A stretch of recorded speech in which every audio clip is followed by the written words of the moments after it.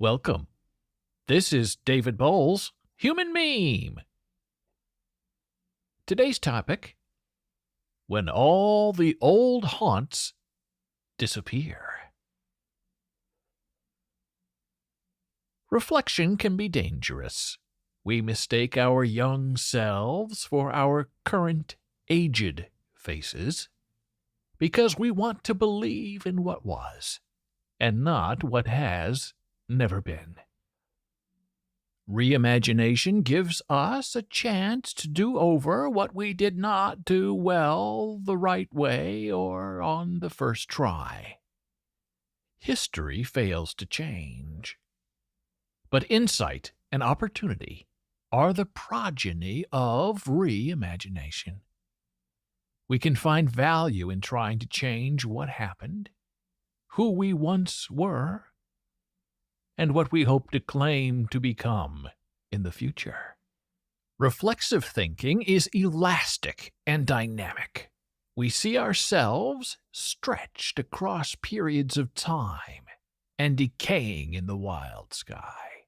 And yet, we remain untouched and unscathed. We get active feedback in reflexivity because we are responding in real time to needs and to desires around us, even if, especially if, those wishes are not our own. I have never seen a successful final result in returning home again. There's an old saying in academe that if you want to teach at your home university where you started learning, you have to leave your home university first and get a higher degree elsewhere. And then you have to become famous or infamous or notable. And then you may, maybe, be able to turn around and return home. Home to your campus, home to knowing. Home is the conquering hero. But my friend, none of that is true. Now, sure, some academic superstars get their undergraduate degree and advanced degrees and turn around to go right into teaching for the next 50 years, and all is right there, and they are right, and everyone else is wrong, all of that originating at their home school. But I ask you, to what effect? And more importantly, why would they want to stay where they stood and belong for an entire lifetime? There's no change. There's no chance. There's only recognition and repetition, at least in the wager of turning away and in the act of leaving to try or to hope to return again. At least that provides one with some sort of reflexive insight into what once was and what can never be again. And it is in that reflexivity, that self-awareness, that one is pulled away from the bone of the home, to always stay away from the danger of the home. And you never actually know any of this until you actually leave your home and try it and live it and make it elsewhere. You can't know what you're missing if you're never missed. There is a certain human turnaround in the adventure of leaving who you were born to be to expand who you hope to be, far away from the sterile comforts of home. And exploration always leads to expansion, and comparison and contrast are always helpful voids in trying to test and experiment with something new, something different, something foreign. And when you actually leave, when you take leave of the home port, big changes happen without you back home. But only you can see those changes from afar. If you're stuck back there, in stasis, you never really know what's changing. Because the change arrives in trickles of trickery. Am I changing, or is my neighborhood changing around me? But when you are far away, and you have the long scope of peering back in time to realize what is lost in the modernization of your hometown, you begin to learn about longing and regret and the lonesomeness of the prairie. And you begin to appreciate what was lost. And you know the memories will never be replaceable. And you know those you left behind have no idea what a great value they're losing because they have no barometer of experience for comparison. So their losses are as simple as taking out the garbage, while your losses are magnified in magnitude because you now know you can never go home again, because now there is no home remaining. You know there have been big changes and small changes, and they all matter because the landscape has changed, and you are no longer on the line every day. You are now the ultimate observer, the huddler of wisdom, as you know what is disappeared forever, while those standing there in the field afar from you have no idea what is now wind-swept. And there is no comfort or graciousness in having this ungodly and unholy knowledge. Because the pit that is left in the wake of the pendulum of discovery, of what has gone missing, of who has died and what has been torn down, is too awful and painful to enumerate.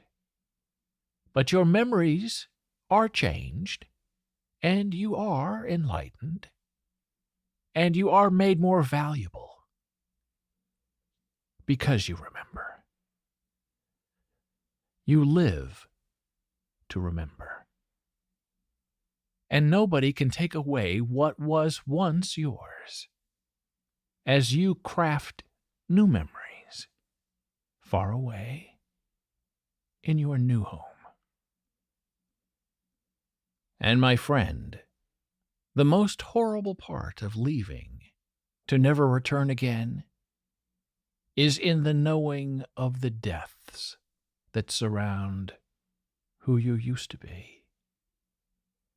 There are untimely deaths, and deserved deaths, and deaths of sacrifice and of suffering that condemn all other pretenders. And you begin to wonder what will happen to you and your memory of then and now. And then you realize that every century or so, every 100 years now and again, the whole world gets all new people. And so you and everything you know and knew is wiped away in those 100 years. So the next set of people from the next century can take their turn at hitting the mark and wiping away the promise of immortality. And yes, there is sadness in that comprehension and that acceptance that things will always change. And some just sit there numb and ready for the ride. But no life has a second act.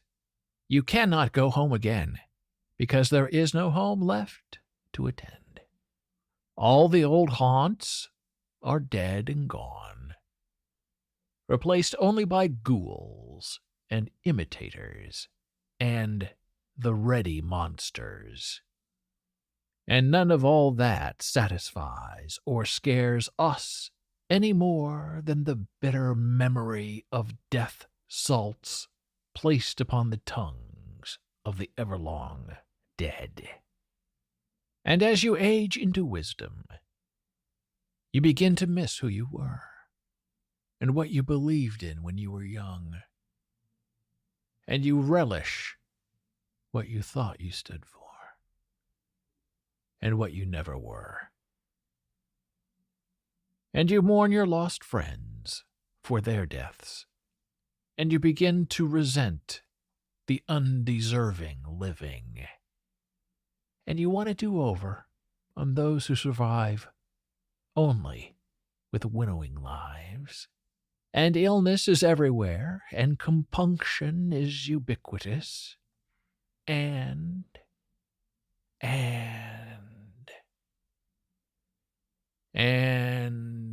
you stop for a moment, and you think, and you realize right where you're standing is where you landed.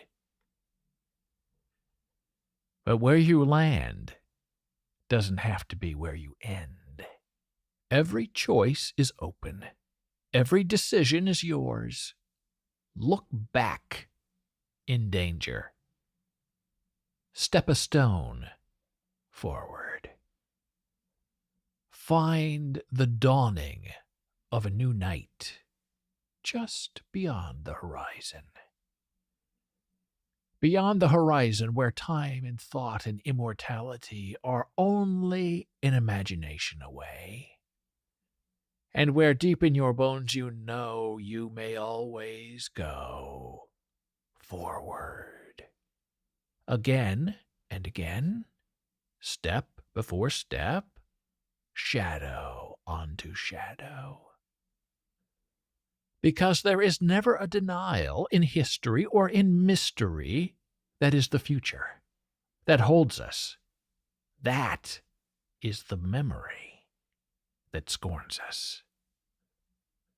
And so forward we step, together, in unison, into all of our tomorrows, and each now and every next, back into our final return, into the promise of 100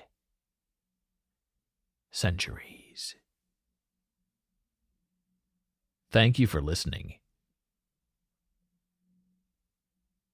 Be a human meme.